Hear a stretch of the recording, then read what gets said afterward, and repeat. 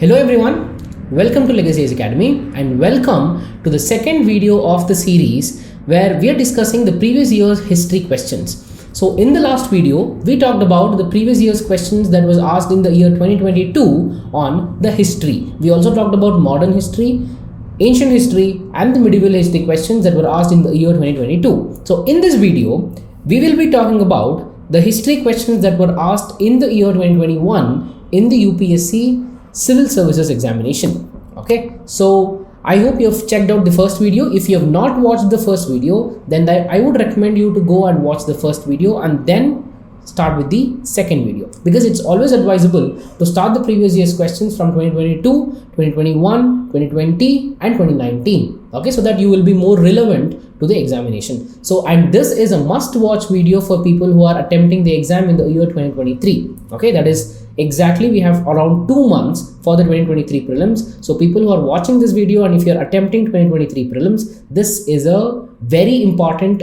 video series that we are coming up with the Legacy Age Academy. The first question in the year 2021, modern history, from modern history, Francis Xavier was one of the founding members of the Jesuit order in India. Okay, Francis Xavier died in Goa, very important, and church is dedicated to him there.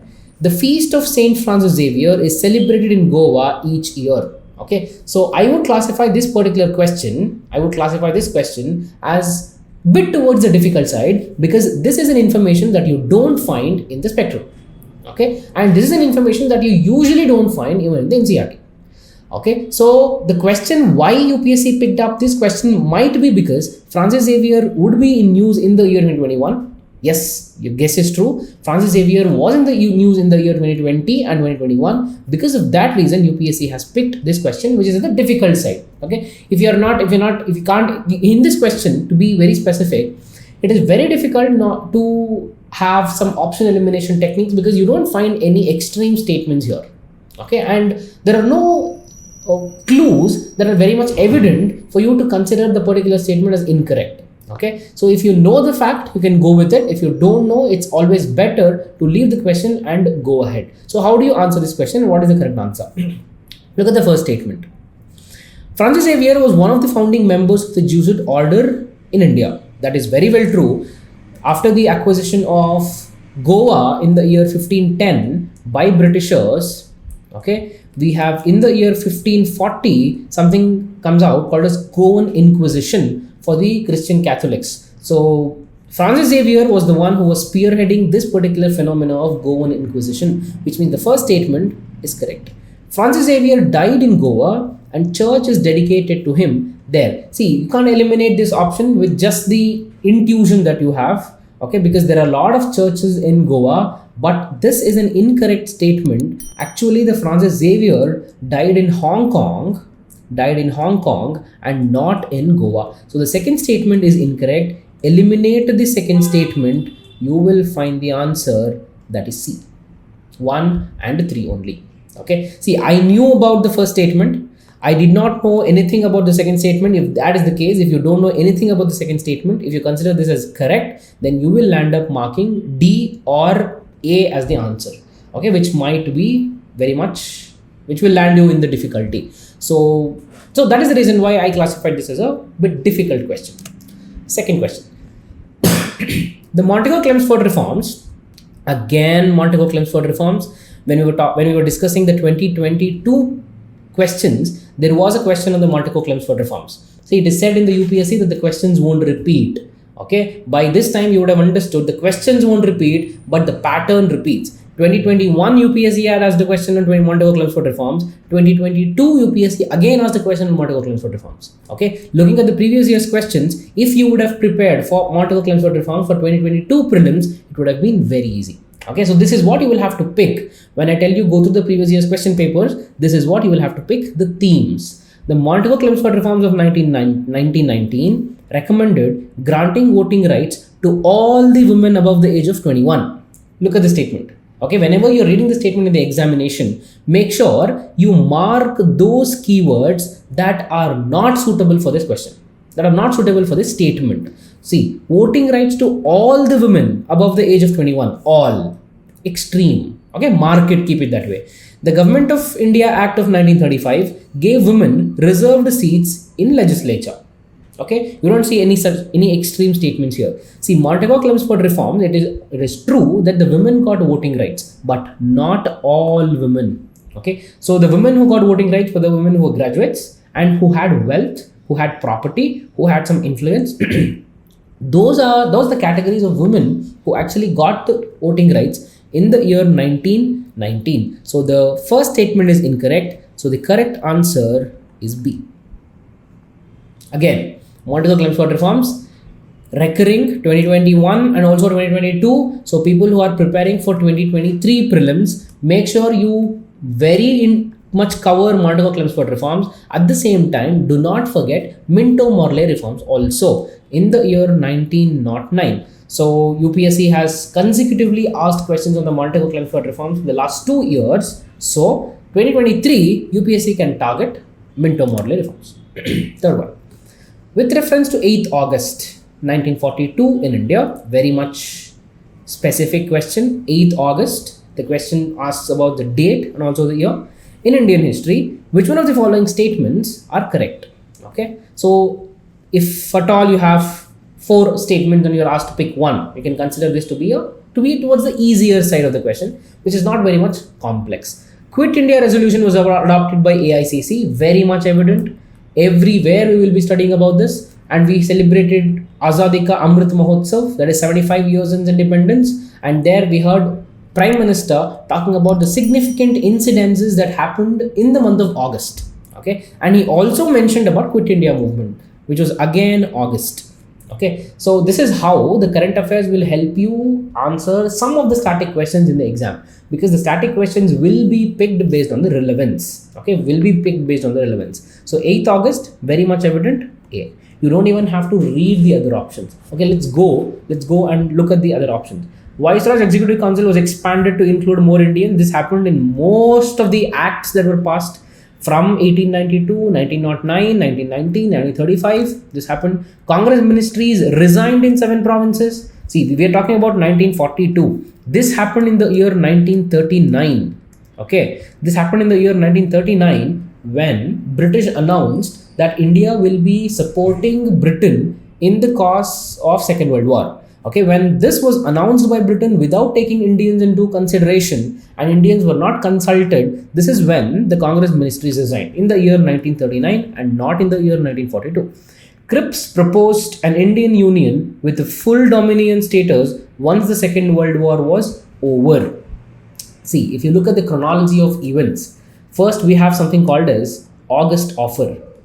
Okay, in the year 1940 is when we have August Offer. For the first time, British government comes out with a proposal and says, you can frame your own constitution, okay, and we will give you dominion status. 1929, that in the Lahore session, the INC had declared that we want Purna Swaraj, complete independence. But in the year 1940, that is 11 years later, British government is coming up and telling that we will give you dominion status and not complete independence. That is the reason why the August Offer was rejected. As a response to August Offer, Mahatma Gandhi ji launched something called as individual satyagraha. Okay, and after individual satyagraha, in order to get Indian support to the Second World War, British government came out with the Cripps Mission in the year 1942, and the Cripps Mission also spoke about giving the dominion status and not the complete independence or any other agreement. And the Cripps Mission failed, and just because the Cripps Mission failed, in the form of protest, in the year 1942, 8th August, we launched Quit India movement. See, this is the chronology of events. So after Cripps Mission failure, we have the Quit India movement. So this cannot be the answer. So you can, if you know the statement, you can mark it. If you don't know, you can eliminate options, because these things are very much clear and these things are very much common and you will be knowing it. Fourth question. Who among the following is associated with Songs from Prison, a translation of ancient India's religious lyrics in English? Okay, very difficult question. I would classify this. If you don't know the fact, then all 4 options will look like they're the correct answer. Okay, so Bal Gangadhar Tilak, very much you might be very much inclined to mark Bal Gangadhar Tilak just because it talks about ancient India's religious lyrics. And we know Bal Gangadhar Tilak was the one who popularized the festivals of Ganapati.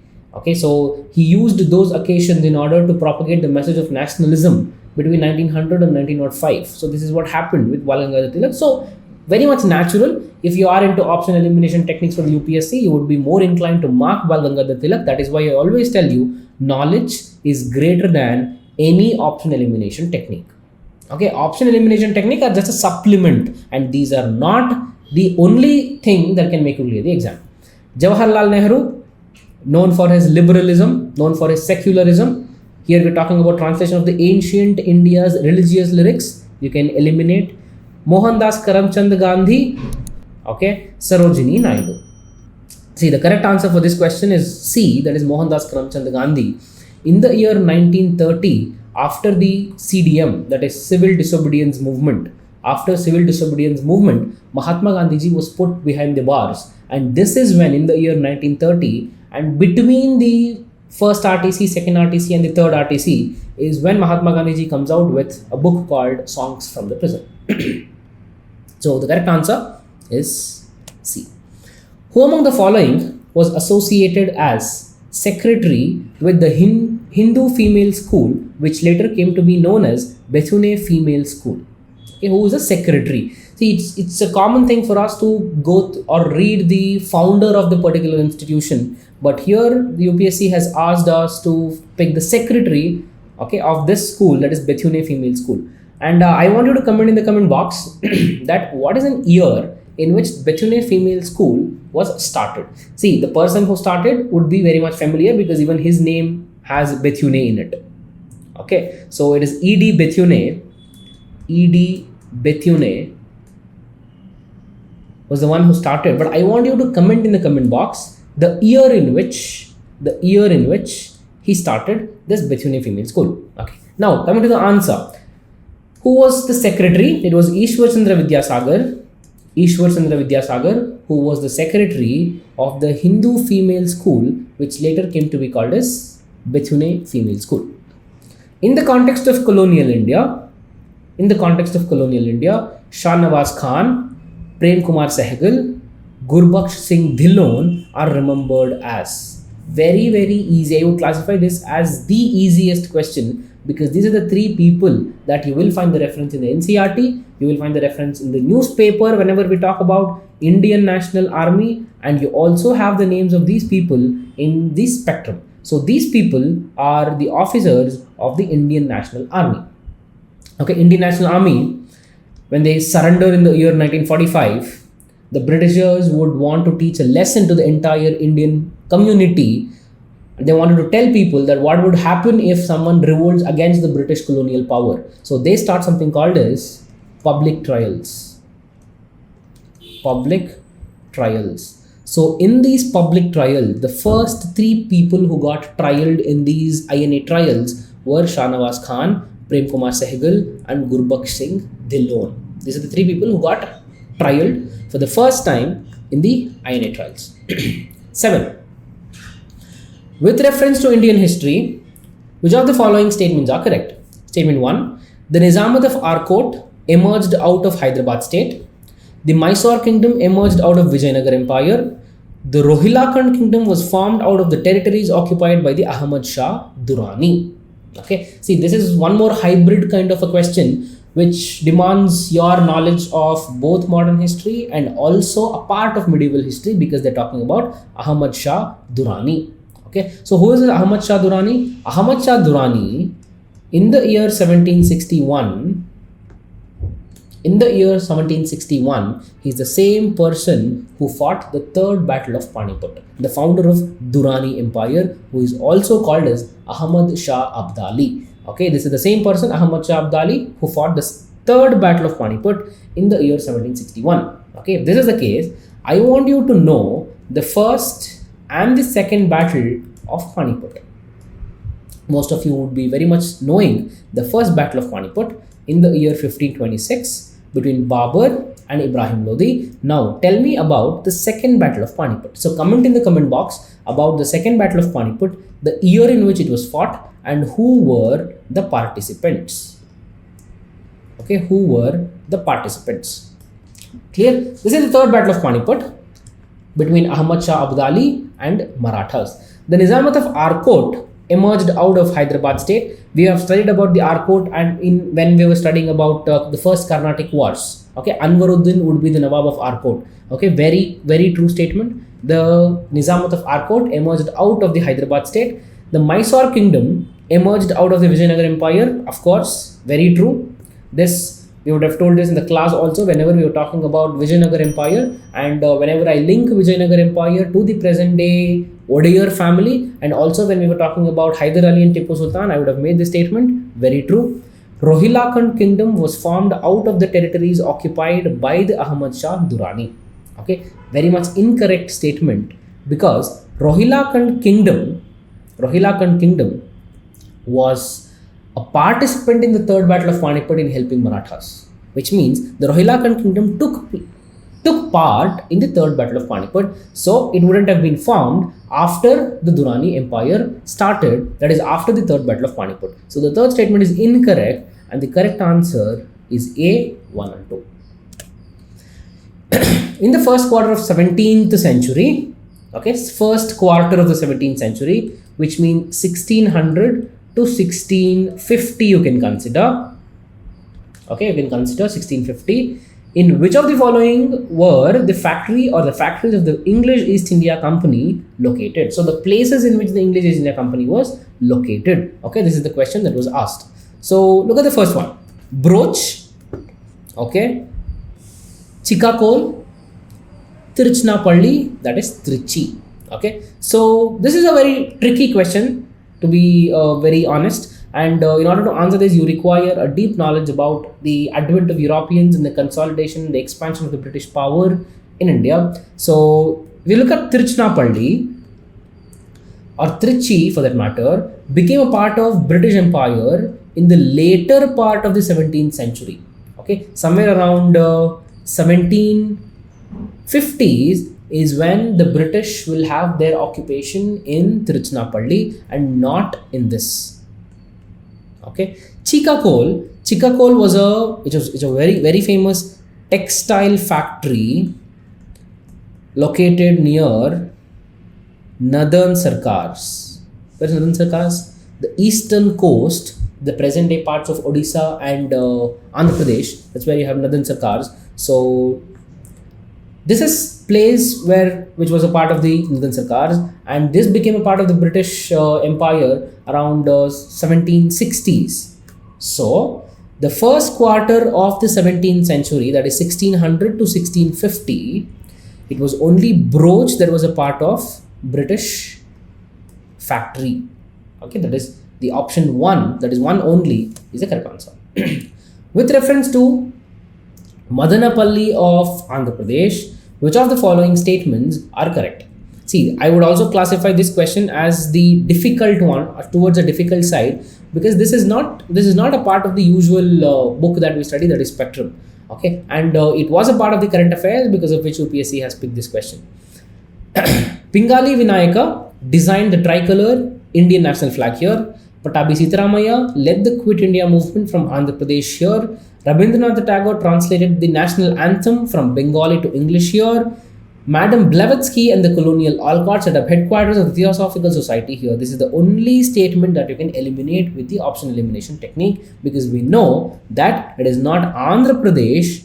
Okay, so it is not Andhra Pradesh where the headquarters of Theosophical Society was actually set up. So you can eliminate this particular statement, and the correct answer is this. Rabindranath Tagore translated the national anthem from Bengali to English here.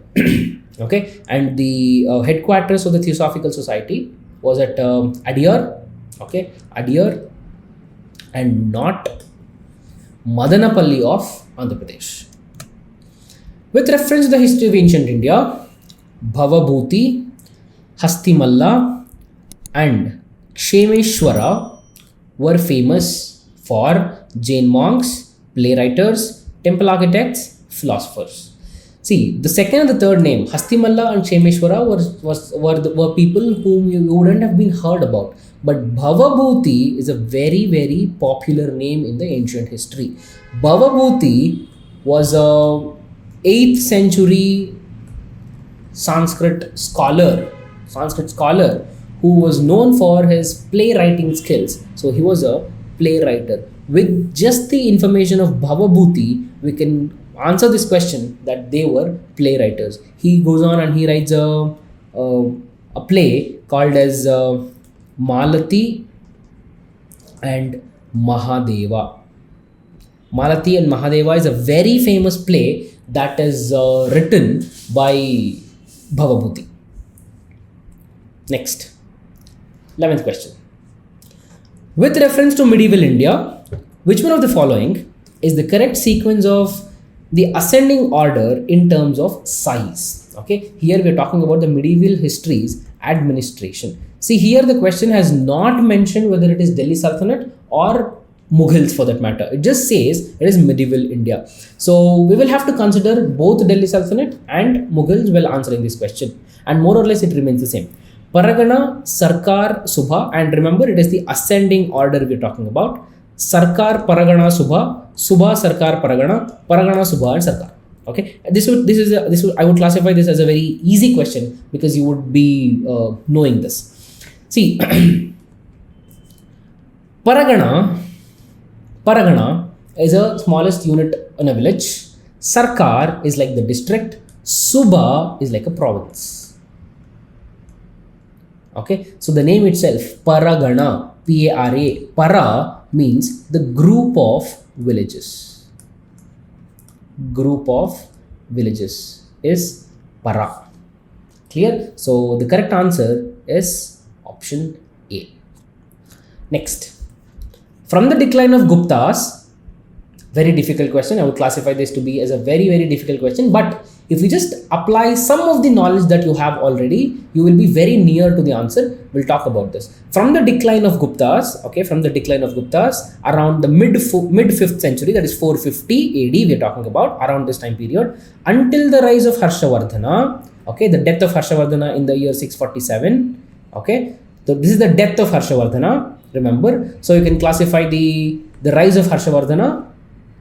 In the early 7th century, which of the following kingdoms were holding power in North India? Which means from the decline of Guptas to the rise of Harshavardhana, what was the dynasties which were contemporaries? See, always in the ancient history and the medieval history, the questions on contemporaries and the chronological order are repeatedly asked in the UPSC Prelims exam.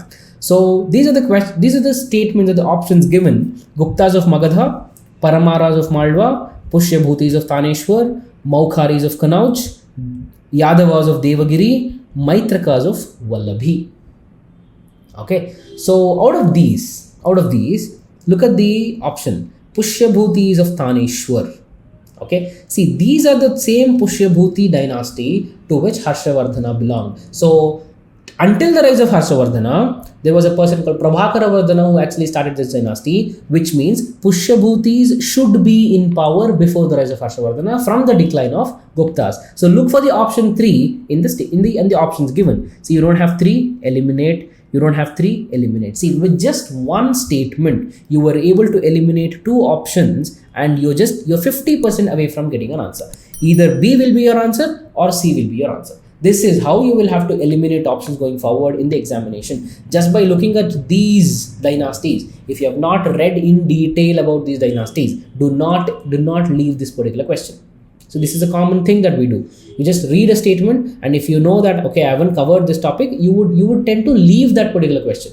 See, here UPSC is not demanding you to read all these dynasties. All it wants is you have to link the information that you have and arrive at an answer. Okay, so now look at the 5th one, Yadavas of Devagiri. Correct? Even if you don't know anything about Yadavas, nothing matters, because even in your both the correct option B and C, you don't have about Yadavas. So you can easily remove this in the options. You can do this. Correct? Now look at the option. 1346, 1346 and 234. See, 3 and 4 are very much common to both the options. So you don't have to worry about 3, you don't have to worry about 4, you don't have to worry about 5. Clear? It will be 1 and 6 or 2 that will define whether you will be choosing B or C. See, we had 6 options. Out of those 6, we have boiled it down to just 3. And you had 4 options, we have boiled it down to 2. So you are 50% away from getting the correct answer. This is how you will have to do it with the existing knowledge that you have. Now, Guptas of Magadha, Paramaras of Malwa, very true. The Maitrakas of Vallabhi, very true. So the correct option would be B. That is 1, 3, 4 and 6 only. Okay, Maitrakas are the family that starts ruling from Vallabhi, that is Gujarat, around 475 CE. That is almost during the decline of Guptas. And they go on to rule till 750 AD. So this is Maitrakas of Vallabhi. Okay, I hope you have understood this question, and the answer for this is the option B. With reference to the history of ancient India, which of the following statements are correct? Mitakshara was a civil law for the upper castes, and Dayabhaga was the civil law for the lower caste. Okay, before going or reading this question, I will make it very much clear that Mitakshara and Dayabhaga are not found in any of the conventional books that we study.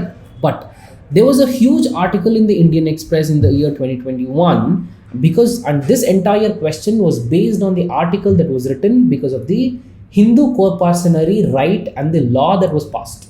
Okay, it said that even the daughters are very much have the right to inherit the ancestral property. So this law was passed, and Indian Express had in the explained section of the Indian Express, there was an article about the Mitakshara and Dayabhaga, because of which this question is asked. Okay, now don't go to Mitakshara and start reading the summary of this book itself. That will be a very, very bad strategy to go forward for 23 prelims and also for 24 prelims.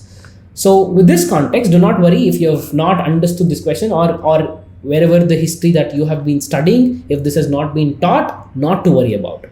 In the Mitakshara system, the sons can claim the right to the property during the lifetime of the father, and these lines, the exact lines have been printed in the Indian Express Indian Express explained section where this article has been written. Okay, the same exact lines were picked by the UPSC. Okay, this is why I tell you reading newspaper is very, very important. If you would have read this newspaper at least once or this article at least once, then you would be in a position to answer this question. Whereas the Dayabhaga system, it is only after the death of the father that the sons can claim the right to property. Mitakshara system deals with the matters related to the property held by the male members only of a family, whereas the Dayabhaga system deals with the matters related to the property held by both male and female members of the family. Okay, see, Mitakshara was not a civil law for the upper caste, and Dayabhaga was not the civil law for the lower caste. Okay, the first statement is incorrect. So eliminate the first statement, you will find the answer. Okay, so the correct answer is B only, that is 2. And then what is Mitakshara? Mitakshara was like a code of conduct that was given for the people. Okay, so that is Mitakshara, and Mitakshara was a book that was written by a person called Vigneshwara. Okay, Vigneshwara. It was actually a commentary written on Yagnavalkya Smriti. Yagnavalkya, K-Y-A, Yagnavalkya Smriti. So Yagnavalkya Smriti was a book written by the Yagnavalkya which talks about the code of conduct, and Mitakshara was a commentary that was written by Vigneshwara on Yagnavalkya Smriti. It is not the civil law for the upper caste and nothing like that. Okay, so the correct answer is option B. With reference to India, the terms Halbi, Ho and Kui pertain to. Okay, so just by looking at this Ho, we would eliminate the options and say these are tribal languages. Okay, and also Kui is a language that is spoken by a particular people called as Kandhara, or in Odisha, Kandharas of Odisha, and it is said that there are like 10 lakh people who actually speak this particular tribal language. Okay, so these Halbi, Ho, and Pui are the tribal languages. Okay, so that's it for this particular video. If you've liked the video, hit the like button. Consider subscribing to the Legacy IAS YouTube channel for more such interesting content. Have a nice day. Thank you.